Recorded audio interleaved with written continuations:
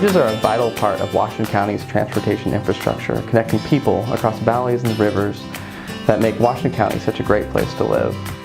Each bridge is unique, just like each river is unique.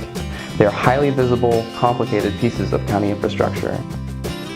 The county replaced 2 bridges in fiscal year 2017-2018, Springhill Road Bridge over the Tualatin River Overflow Channel, Timber Road Bridge over Gales Creek.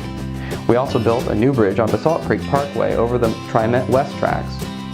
Our goal is to replace an additional 4 bridges per year over the next 10 years through money made available by state transportation funding and the county vehicle registration fee. Learn more about Washington County's bridges and how they're prioritized by reading the annual report for 2017-2018, Partnering for the Future.